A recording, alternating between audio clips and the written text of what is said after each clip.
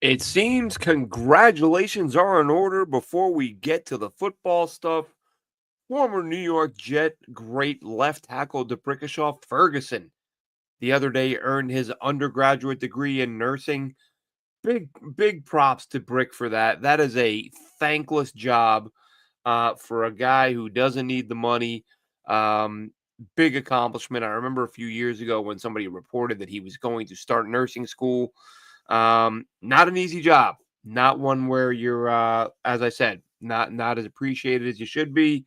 And I wish him luck. I wish him luck. I love seeing players retire and just kind of try something completely new, completely different, go into new fields and pursue other passions. So a Jet's great, doing a great thing, and hopefully lots of awesome stuff coming up for the Brick in the future. Now on to the football stuff. I'm Glenn Naughton with Jet Nation Radio and JetNation.com. Be sure to log into JetNation.com where you can register and become a part of what is the most active Jets message board on the web. Apologies for the audio the last couple of episodes. Um, Felt like there was something wrong as I was talking, the mic, the headphones, whatever it was. My audio settings came off default for some reason, and I rarely listen back to the show, but on my drive back from work today, I popped on yesterday's episode to see if I was crazy or if there was something wrong with the audio. And it was like dim and distant and weird. And I was like, damn, I got to apologize for that. So apologies. I also realized I talk way too damn fast. I don't listen back to the show very often. And that was one observation I had listening today. I was like, I got to slow it down a little. What's the rush? Jesus Christ, Glenn. Settle down. Rookie minicamp, day 2 in the books. Not Seems a lot of the beat writers weren't present today, and those who were present didn't have a whole lot to say, except for one Rich Samini of ESPN New York. He had quite a few notes, so we will cover Rich. I'm stealing Rich Samini's notes, but at least I am giving Samini credit. Man, do I hate when bloggers just not just bloggers, anybody just steal quotes, notes, information from other people and just act like it's their own. Like you're gonna give credit here. You're gonna tell everyone whose work you're benefiting from here. So tip of the cap to Rich Cimini for doing what he does at ESPN New York and for his notes on today's practice. Also, took some notes on the Aaron Glenn press conference. He had a few things to say about the hopefuls, the roster hopefuls, guys who were trying to stick, land a spot, land a job. So we'll start with Samini's observations. Love the first one. Um and he kind of touched on this yesterday too, right? That Aaron Glenn is running practices and everyone's taking part. The rookies under Salah were protected; they were kept out to avoid injury. Aaron Glenn's like, no, you're here, you're going to participate. And yes, beloved P says props to Brick 100%. And Harlan, good to catch you live. Glad you can catch me live, Harlan. Appreciate you tuning in. So sorry, got sidetracked, but didn't want to ignore those folks. So Samini saying that Aaron Glenn, much different approach, a lot more intense. Everyone takes part, including the picks, whereas Salah kept those guys out. And I said by the end of Salah's, well, maybe middle, so at some point before Salah was fired, I talked about how he was obsessed with making friends with guys and trying to get people to like him. And I thought, like as I said, when you're trading inside info with Joe Beningo, you're trying a little too hard to get people to like you. And that's what Salah was doing. And look, maybe it was just injuries, but maybe he thought, these are my draft picks. These are my guys that are going to be around for a while. Let's not push them too hard. Um, Maybe try to curry some favor by doing that. Either way, not a concern for Aaron Glenn, which is no surprise. Coming from that Parcells tree. Although I will say, and we'll get to the Aaron Glenn comments in a few minutes, but one thing I've noticed about Aaron Glenn and listening to him talk about the rookies, that's one thing he doesn't get from Parcells. Whereas Parcells, it was like pulling teeth to get him to praise a rookie. Aaron Glenn had some really good things to say about guys after 2 days of minicamp. Parcells made you earn it, man. Parcells, and look, I'm not gonna say he never praised the rookie early. His era, his regime was many, many, many years ago. but going off memory, it wasn't the common thing for Parcells after a day or two of practice to be like, man, this guy looks really good. So one notable difference that popped out to me. Continuing with some of Samini's observations, Armand Membu played right tackle as you would expect, but the quick feet stand out, moves really well. Aaron Glenn talked about this again later too, where he said, and Samini quotes Aaron Glenn here saying that Membu he's nasty, man. Uh, Obviously you want to see these guys out in pads, but Membu is as advertised so far. Same for Mason Taylor, who for those of you who, who couldn't sleep last night because he was wearing a weird number, Mason Taylor has switched to 85. So you can lay your head on your pillow tonight, and confidently drift away to sleep without worrying what number a guy was wearing for a 3-day camp. But looked very sure-handed, snatches the ball out of the air, brings it in, fluid in his movements. This is all stuff. I mean, again, these are Samini's comments, but this is what you saw on film at LSU. I believe Aaron Glenn, the term he used was he is what we thought he was. Shout out to Denny Green, rest in peace. So basically, Taylor doing the things you expected him to do, doing the things he did at LSU. Azariah Thomas, the corner, the third rounder, tough at the line of scrimmage, 6'1", looks the part, shows some swagger. Again, these are Samini's comments. That one of the things you saw on film that we've talked about, that's been talked about since he was drafted, just really tough and press, which is what Aaron Glenn is going to like. And he's got the long limbs. So competing at the line and stuff like that is what you expect from him. Arian Smith, the speedster receiver who everyone loves to talk about. I feel like the guy's gotten a lot of hate for someone who's, I should maybe hate. I get it. On the one hand, I'm like, ease up. They just drafted him. Let's not criticize him. But it's also credible to be asking, why did we take a guy who dropped 10 passes last season? So everybody's got a little bit of right in this. But again, Samini comments on the speed. He's got tons of straight line speed and then some. Obviously, but Samini notes that Aaron Glenn complimented him for the way he caught the football yesterday. Then Samini comments on a couple of undrafted free agents. One in particular, well, I think I mentioned both yesterday, but one in particular who, as I said, I talked to Emery Hunt about it a few days ago before minicamp started. Talked about Donovan Edwards, the running back. Nick Faria said yesterday that Edwards stood out to him. Today, Samini says Edwards caught my eye. He got a ton of reps, good hands, smooth out of the backfield, should compete for a roster spot. Wholly agree. I think they're going to have a really hard time keeping him off the roster if he's healthy.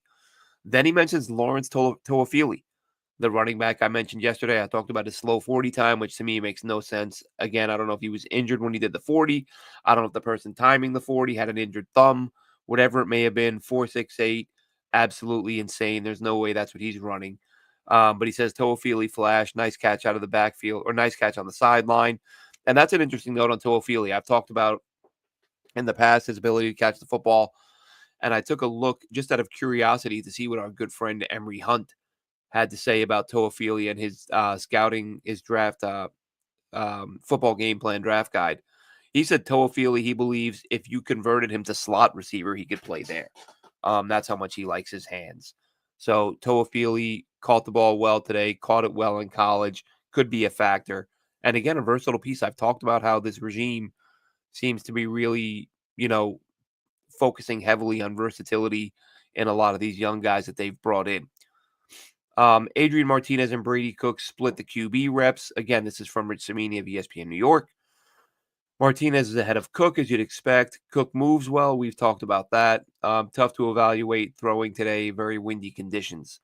Leander Weigand sat out with for an undisclosed reason. He is, of course, part of the International Pathway Program, which means now Samini says roster exemption, but I believe what he means is he's got the practice squad exemption. They can put him on the practice squad, and he doesn't count against that number. Or maybe it is the roster, but he practices with it. Either way, he's with the team. He doesn't count against any numbers anywhere because they want to develop international players. That pretty much covers it. He ends it with a quote from Aaron Glenn, but I will jump into that now with all of what Aaron Glenn said that I thought was noteworthy. His message to the players today, of course, was doesn't matter where you're from, what college, what you did. The fact that you are in the building now means you have a chance or you've got a shot.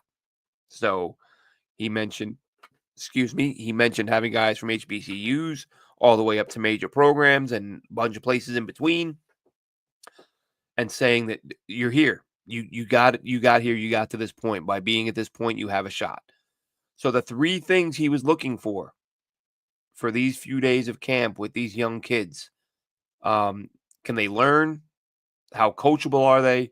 And can they play special teams? He went on to say that the time he spent the last couple of years in New Orleans, in Detroit, where they had outstanding special teams units, that it really stood out to him the importance of how special teams can flip a game. And he wants that to be something that a lot of emphasis is placed on while he's here, is being very good at specials. Again, speaking of Detroit, talked about his time working under Dan Campbell and says that he thinks Campbell was doing a lot to put him in position to be ready to coach the team. Even though he was the defensive coordinator, he would allow Aaron Glenn to get up and present and speak to the entire team, offense and defense. So Glenn had the respect of guys on both sides of the football. So he thanked Dan Campbell for that. Talk a couple notes on the players. Um, Talking about Arian, he said he kind of asking into the mic, kind of reflecting on his speed, saying he's got some juice, don't he? And he does. Look, there's no one's questioning whether or not this guy's absolutely explosive and a potential difference maker. The questions arise when you talk about consistently catching the football. And if they can get him to do that, he can be an absolute weapon. So he said he loves the juice there. Again, talking about Mason Taylor, saying that he's dynamic mover, good hands, catches the ball away from his body, knifes in and out of between defenders, and just again, he's the player they thought they were getting when they drafted him. Asked about Membu, he said, I could call him a dancing bear, but I won't because that's what everyone calls him. So that's what he called him without calling him that. But he then said he's agile, very gifted big man. He said he's got all the things you look for in an offensive lineman who's only going to get better, and he plays with a nasty streak. Giovanni, Mr. Giovanni Williams. If you've not read about him by now, sorry, that took me a second. My notes were, I'm down to the bottom of the page by now. Giovanni Williams, younger brother of Quinnen Williams and Quincy Williams. How about this? So he's in camp with the Jets as a tryout player. Weighs 222 pounds. Told the press that in high school he was 350. So this dude went from 350 to 222 to now working in in an NFL rookie mini camp, trying to find a roster spot. As he said, it's a little bittersweet. Giovanni Williams did, and I kind of get it, saying it's nice to be in the building with his brothers, but also he plays the same position as one of his brothers. He plays linebacker, as does Quincy. So he said it's a little bittersweet being there. And then asked about a player who wasn't there, but you always got to ask about the quarterbacks, don't you? They asked about Justin Fields, who Aaron Glenn had high praise for, as you would expect. Said Justin Fields has unshakable confidence. And this quote I thought was interesting, because you expect, leadership, vocal, commanding the room, things like that. Said Justin Fields doesn't say a whole lot, because he kind of picks his spots, speaks up when he has to, and when he speaks up, people listen. I always kind of like that. I think there is something to be said for people who have too much to say. You talk, talk, talk, talk, talk, and folks are going to start drowning you out as a leader, and think, oh, this guy's at it again. So he says Fields isn't an extremely vocal guy, but he said his body language is very confident, and he believes in himself. So the Jets have a young quarterback who they believe in. And listen, we all want this kid to succeed. I'm the biggest thing working against Justin Fields is probably history. And just looking at what he's done his first few years, there aren't a lot of guys who perform, who have that type of win-loss record, that type of completion percentage. Um, Especially, like I said, if you watch the Pittsburgh film, and this isn't a knock, this isn't on him, but you watch him with Pittsburgh last year, and like so many of his throws were just quick screens, quick hitters, that really would have boosted his numbers. The downfield stuff, it was a mixed bag. There were some downfield throws that were eye popping, that were, wow, that's why you take this guy at the top of the first round. And then there were some that weren't so great. So hopefully they can coach this kid up, man. He seems like a good kid. Um, I think that I mean, as I've said before, there's no denying his physical talent, absolutely off the charts. Just are the Jets the team that can get him to that point? I'm not so sure about that, just because they haven't in the past. The Jets haven't developed a quarterback in a million years, and guys who produce the way Justin Fields has don't generally turn things around and become franchise quarterbacks. That doesn't mean it won't happen. I'm just saying the odds of it happening aren't great. Jojo Townsell says in the chat, looking forward to watching Mason Taylor. I think we're all pretty excited about him. I think we're all really happy to have that kid on board. And I love that. Listen, if Mason Taylor is a great player, even if he's a good player, anything to make Dolphins fans a bit less happy. If you got Jason Taylor's kid on your roster now, hope pray to the football gods that he scores a couple touchdowns every year against Miami, and that'd be nice. A little cherry on top. But that'll wrap this one up. Want to throw out a topic real quick. I forgot I said months ago, and then I completely forgot about it. Only did it once. I think I'm going to start at the top of the show from now on. I always talk about the forums at JetNation, most active Jets message board on the web. I'm going to throw out a topic that's doing well on there that I encourage you to jump on, log in, sign in, become a member, and have some conversations. Earlier today, someone asked a question, and it's a great question. It's an important question. Garrett Wilson, what's he going to get with what's he going to command when he hits free agency? When he's finally out there, or not even free agency. Sorry, I shouldn't have worded it that way. When he finally gets to the table to negotiate his new deal. It seems that these receivers, look at what just happened with Jamar Chase. The more you push it back, the more these receiver contracts are skyrocketing. And could, somebody like Garrett Wilson, if he pushes it back, like, go ahead, franchise tag me. Go ahead, you want to franchise me again? Or even if you just do it once, I'm going to get top 5, top 10 money that 1 year. And then year to year, these receiver salaries skyrocket. So it might make him another $15-20 million to not sign an extension until after he gets his franchise tag. But I mean, are we talking 30 million by the time Garrett Wilson signs? Are we talking 35 million a year? Because the money is getting pretty crazy. I think 35 plus isn't that far out of the question if that deal happens a couple of years from now. It's absolutely it's getting crazy with the receiver salaries. Garrett's going to get a big payday when his time comes, as will Sauce, and I'd imagine as will JJ. We'll see how that pans out. Real quick to close out the chat, Harlan says Hope Fields can be coached up. I think he can turn it around with head coach Aaron Glenn. Listen, we're all hoping, man. We're all hoping that he can get his head on straight and the Jets can fix him. And listen, I'm not trying to be a cynic. I'm not trying to be a jerk, but I do worry about the lack of experience on the staff. I'm not going to sit here and just, rainbows and unicorns. I'm not going to do that. It worries me that the QB coach isn't a natural QB coach. He's been a running back coach who then switched over, and he's now on his third team in 4 years. I worry that the OC is a first-time OC. I worry that the O-line coach is a converted tight end coach. So everybody's flipping jobs and changing roles, and it's all supposed to work out. I hope it does. I just feel like odds are that they won't. But we'll see. We'll see. Some people say I'm being pessimistic. I just feel like I'm being honest. Micro Fox, how we doing? Says the Jets didn't have this coaching staff before. Should hopefully they can start developing young talent. That would be nice for a change. I mean, they did that on defense, but offense not at all. Very little. Michael Fox says just get rid of the cap. Well, that's not going to happen. You do that. I mean, think about this, Michael Fox. You get rid of the cap. You're going to have guys like, I mean, listen, I know every owner is a billionaire and can afford to spend like crazy. But you take away the cap, somebody like Jerry Jones, especially as he's getting older and wants to win another one before he's gone. You don't think he's just going to outspend everybody?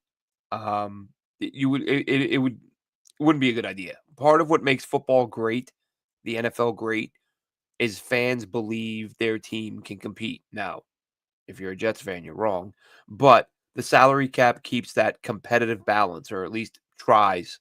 Does it puts its one lever in place that can give you the hope that all right, well, at least we're not going to get blown out of the water spending wise, and we have a chance to compete. So the cap isn't going anywhere, and plus owners love the cap. That means more money for them by limiting how much they're allowed to spend on players. So we'll see how that goes. Jojo Townsell says he agrees with my comment on the coaching staff, nervous with the offense. Again, I'm not gonna lie. I mean, look, I'm excited as hell about Aaron Glenn. I'm really excited about some of the draft picks. But I'm not gonna sit here and pretend that having all these coaches and coordinators who have never done it before, some of them never coached the position before, that they're coaching now. I can't sit there and be like, oh yeah, this is gonna be awesome. This is gonna work out totally fine. Just doesn't, I mean, let's be honest here. How often does one thing go the Jets' way? Now they need a lot of things to go their way. And have a show on that coming up soon, actually. Talking about the coaches specifically, who's switching from where and what these guys have done in the past. But this one, that'll wrap this up. Day 2, rookie minicamp. Aaron Glenn with his quotes on the players. Rich Samini, whose notebook I stole and shared with you his thoughts and sort of peppered in some of my thoughts on the players he mentioned. We will be back again soon with more. Have a good one, Jets fans.